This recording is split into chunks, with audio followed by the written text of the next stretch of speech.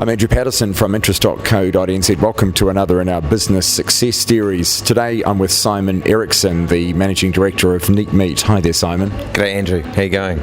Simon, tell us a little about the business, the origins of it, and where the idea came from to get this business underway. The business started for me in 2001, and I was sort of driving around Auckland looking for a job, basically. And it originally started with Richard Kidd, and he had set the business up in 1998, and then just sort of had run it for a few months, and then just let it lie for a period of time. And then in 2001, when I turned up, away we went. Very humble beginnings, back of the Subaru, and it would have broken all the food safety rules. We were importing Aussie beef and Aussie lamb, so we didn't have any friends. We had to meet a hell of a lot of people to get some sales, but in hindsight that was a great thing because we got to meet everybody. So when we converted to New Zealand beef and lamb, we went back to those people and said, maybe we've got something you want now. Over time, then the brothers got involved, Willie and then Andy, and then it just sort of evolved, and now we all own the business together, the four of us and then one other Mark. So it's been a naturally sort of organic growth for the business. We've gone from just the commodity meat product in a small market to a market that's grown quite a lot, and we're very heavily in brands now. Our first one being Angus Pure, which was a relationship with the Angus Association, and that really started things, I think, especially for our market, because it was very Groundhog Day. Everyone would go for the same customer, the same product, and be the difference of maybe good sales and 10 cent margins. So, Angus Pure basically just drove a brand new part of the market. Everything was started to ratchet up. The quality, we could express quality. There were margin in it for the farmers as well as us.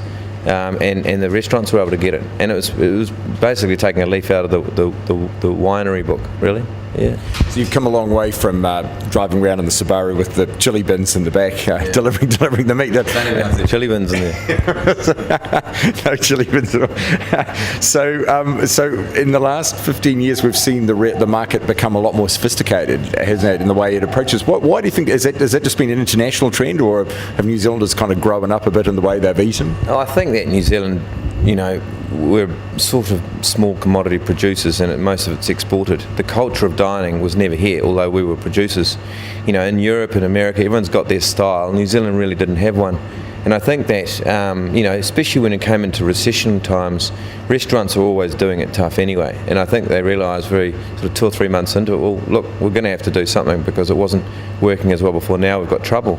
So that's when the brands really came in. And funnily enough, people started to take quality and stories much more seriously. We came upon much more opportunities. We realised that one sirloin wasn't a one size fits all. We studied different breeds, we studied different diets, and we studied a combination of the both. So we'd have Wagyu, First Light Wagyu, for example, at one end of the spectrum, and then you had different grades within that. Then we had our Wakanui, which was the grain finished beef, and Angus Pure obviously was the grass finished beef. And then we bought Harmony because we felt that the halo effect of organic and free range, and there were a lot of people after that. So it was a case of building one block on top of the other. It was building a story of brands that didn't compete with each other, that actually worked with each other, and then we gave the consumer the choice. So within that, I think over a period of time, the consumers have really started to ask for stuff that has a story attached to it, and that's probably been what's defining our eating culture, I think.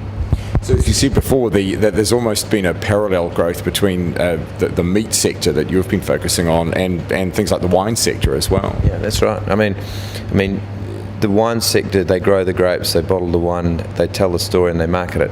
The meat sector is they acquire the meat, the animals, they kill them, and then there's probably a bit missing, and it is a large industry, and it's an old industry, and it's designed to be fill up a container and away she goes. We sort of come into that bit there, and we've, as you say, we've taken the learnings from the wine and applied that part to our sequence. So we stop it there, we take care of each of these, we take each of these products, make sure the brand's checked, and the quality's there, and then we get the story right, and then we tell the story. And in the case of a restaurant, we go in there, we educate the staff in there to learn about the product so they can sell it. Funnily enough, our competition is not usually other meat companies, businesses in the restaurant. It's the fish guy, it's the chicken guy. We want our story to be better than theirs because they're ultimately the ones selling it. So that's key. So there's been quite a bit of internal competition. Just explain the different parts of the business, because as you've got Neat Meats and Harmony and so forth. So how have you decided on that kind of segmentation approach?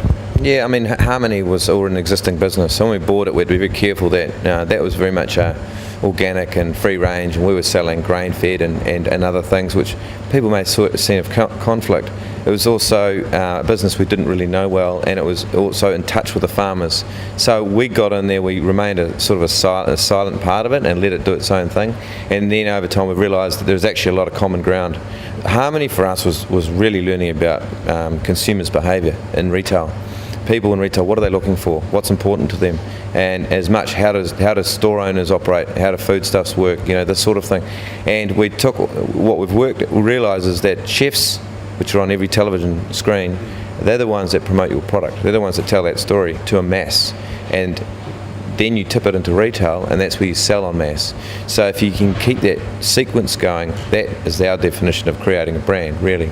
Yeah. So things like MasterChef have been very good for you. Yeah, MasterChef's been brilliant. I mean, the third part of our business, which is Chef Series, which is a relationship between Josh, Emmett and ourselves, has been a fantastic thing. And he's a less is more guy. He's not show off.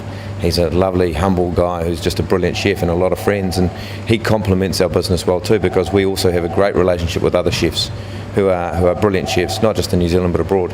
But the MasterChef thing I think is fantastic. I mean, we leverage off whatever we can now to get our story across there, and obviously that's just one of them. Yeah. And he's also you're producing a range of quick eat meats as well too, which is really clever. This is the idea that you can have a very sophisticated meat dish in about 15 minutes, but not out of the microwave. Yeah, well, you can put it in the microwave if you want, but I mean, the idea was Josh's, and chefs don't like cooking when they've got home. They don't have time. They want something simple, the pasta or something. And typically he's grown up, and that's what they eat at night. They just go and take a take-home dish. It's very popular now in the US and in the Europe about these take-home meals. So we decided, let's try it here. It's a new space. We're going in there with a very premium product in a less known space, which is normally quite cheap. We're serving two. It's actually very economic. I mean, you're getting what you'd normally get in a very good restaurant. And you're literally taking what took us 4 or 5 hours to cook with Josh's recipes, and both of us selling. You take it home, hot water, 15 minutes, and it's done. So it's actually a really, really convenient thing, and it's got so much scope, not just here but abroad as well. Tell us about your growth curve over that 12 years from the cheap car days through to today. How have you grown the business? How have you managed to scale it? Yeah, I mean, the business has fundamentally it's all been organic. We've never taken away what feels good, apply that to growth. We very much listen to what the market's doing, and our relationship is important with our customers as it is with our suppliers. So when suppliers come along with a new, it could be a farmer or an abattoir or whatever, they come along with a new idea or technique, we get involved at that point and see how it works. So it's going back to the organic thing, I think it's critical. Probably in the last 5-6 years, we've applied a lot more structure to what we do. So rather than just helter-skelter, we have targets, we have agendas, we have strategy, and we're not just here but abroad and with retail. And Chef Series being an obvious one, where we wanted to take those lesser cuts, if you like, as part of strategy, be it short rib or cheek meat, and actually sell them too, but not as a bulk frozen lot, but as a premium end. So yeah, it's been who knows, the next 2 or 3 years we probably become a little bit more structured in having a sort of a board environment, and that's probably just so we can learn from them and learn from, for abroad. So yeah. And you've even developed a star rating within the meat itself too, so you can determine the quality within individual styles of meat as well. Yeah, exactly. I mean, traditionally meat has been the meat producers have a scaling system which is completely foreign to anyone else. In fact, every country has a different one as well. So we decided, let's do one for the consumer.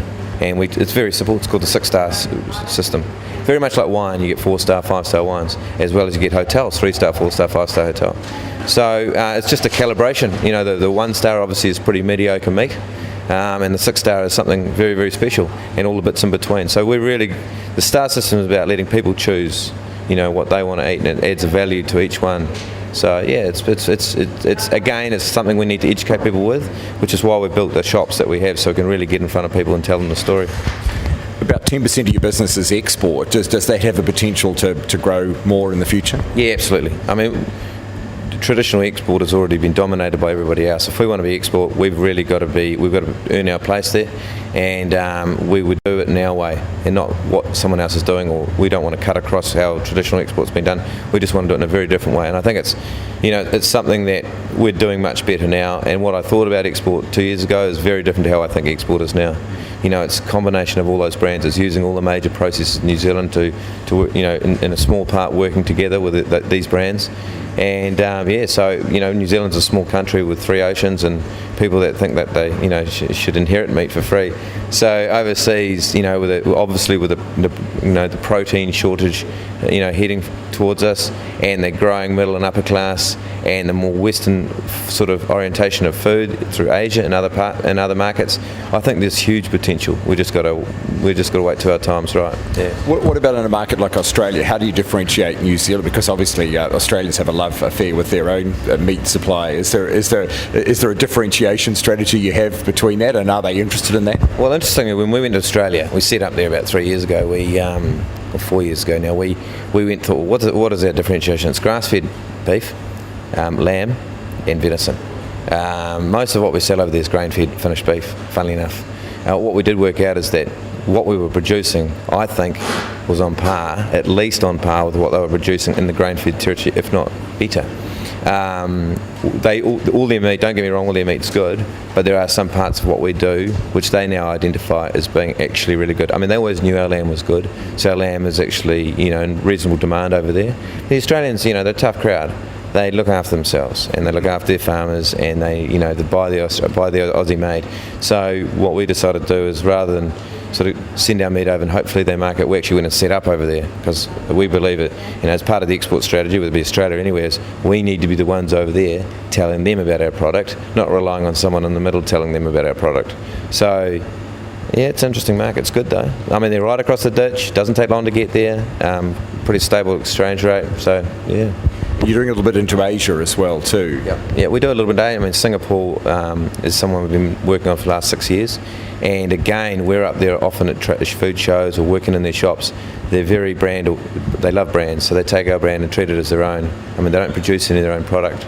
It's probably the easiest Asian market to deal in because there's no duties or tariffs, and they love their food, and they're quite a wealthy sort of country. So yeah, we do a lot into Singapore, and a lot of the Asian countries now are obviously relaxing a lot of their rules and being more acceptant to New Zealand meat and other things. So the opportunities are coming. Yeah. Now, you recently won the Entrepreneurs Challenge. That's part of the business school at the University of Auckland. That's a real kudos to win something like that. A lot of work goes into winning that. So, what did you take away from that, and what do you hope that it might do for you in the future?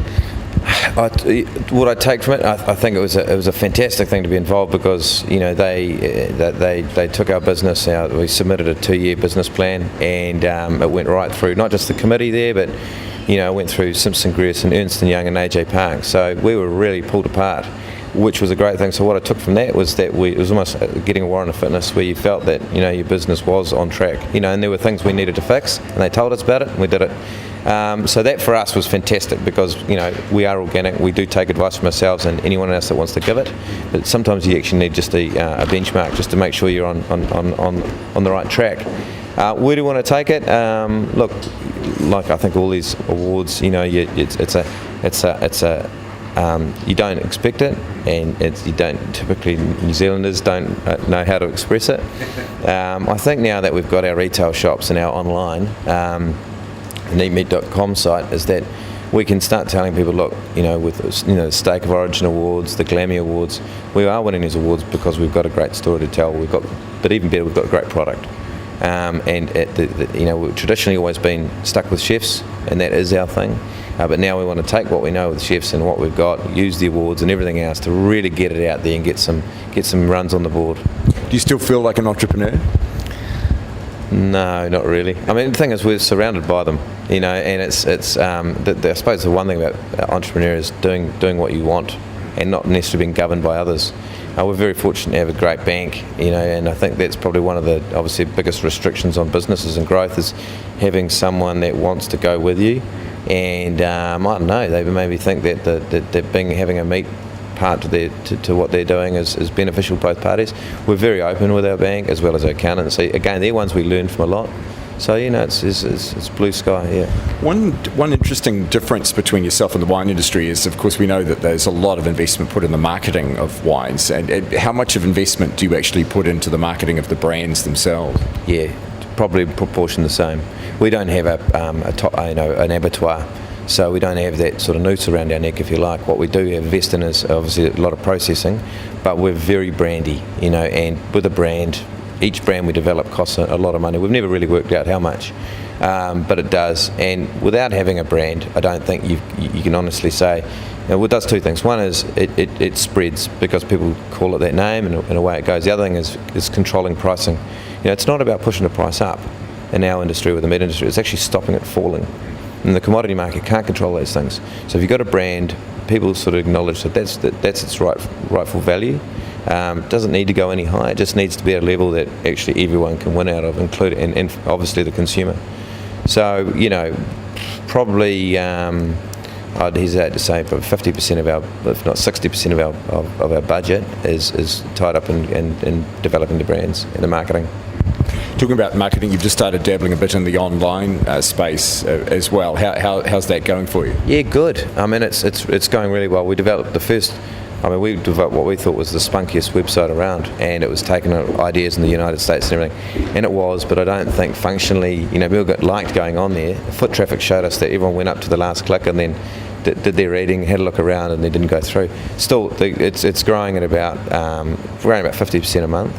Obviously starting for a very low base. So all the work we're doing, with the awards and everything else is obviously helping us, and branding trucks and being in restaurants and just getting out and about.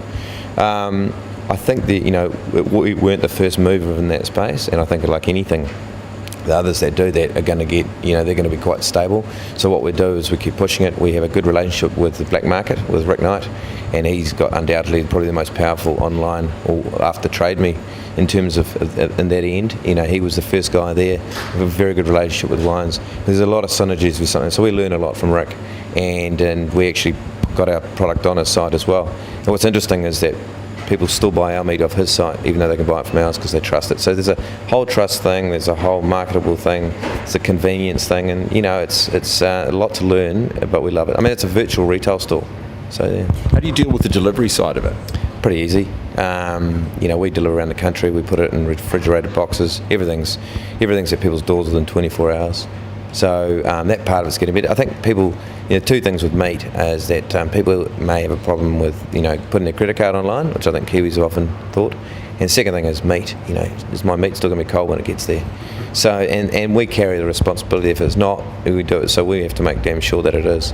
And so there's ice packs and everything else. But it's people are getting better at it. Yeah. So the packaging is pretty sophisticated in terms of the way that you can do that, because you say that would be an off-putting thing for a lot of people. Yeah, absolutely. I mean, everything's vacuum packed. I mean, we sell a lot of vacuum packed product into retail, and then even people take it on their boats or take it over on holiday. It's very durable. There's some product you wouldn't put in there because it wouldn't take temperature abuse, but we always give the benefit of the doubt and consider that when we're putting it together. So you got poly bin. I mean, we'd rather not use a poly bin. I think we'd rather use something which is a bit more eco-friendly and everything. And when that comes, we'll use it. So it's just it's a combination of things. But to date, touch wood, we haven't had any problems with perishability. So. And just finally, Simon, what are the growth plans for this business for the future? What are you aiming for next? God, I mean, every time I write a business plan a year on, it looks nothing like what I wrote. Because I think I don't think it matters what size your business is. You've still got to have that. You've still got to listen to what's happening in the market. You've got to apply what you know to what's actually happening, and you can go off track, but it might be the way to go. So export's obviously one for us. We've just built the new retail shop in Ponsonby, and that for us, it's a number of things. One is it's a retail shop. Two, it's a place we take chefs and show them and cook with them. Third one is, I think that and probably most importantly, it's people coming into New Zealand want to look at a meaty trade centre, and it reflects all the brands from other meat companies. I mean, I would think possibly as part of our 3-4 year plan, the next shop after Ponsonby would be Knightsbridge or be in London somewhere, because that tells such an amazing story, and that for us would be one of our export strategies: is don't send a container of meat over, send the butcher shop over, and from there go into food service. It's actually controlling that whole vertical. And so, yeah. The other thing would be that store within a store concept, isn't it? Like they sometimes do in the clothing sector, that you could have a New Zealand meat operation within a Harrods or a Knights. Yeah, exactly. I mean, Comvita, for example, they do that. Throughout Asia, they have, their Comvita sort of store within a department store. And again, they develop the stand, they design it, they control it. Yeah, absolutely. I mean, it's very manoeuvrable. It's very flexible. We can design things, and as is with Singapore, is different to Hong Kong and so forth. So you've got your principles, you've got your identity. It's just a case of developing how it's going to work, and that includes your website, your back end and your front end of your business can go with it as well. So Simon, I think the takeaway from a business like this is it's another example of how New Zealanders are becoming more sophisticated in the way they eat, and that's creating opportunities for businesses like yourselves. Without a doubt. I think there's been a trend that's going for a while now. I think the key is just staying slightly ahead of the curve. And if you're there, then the world's your oyster, even in New Zealand.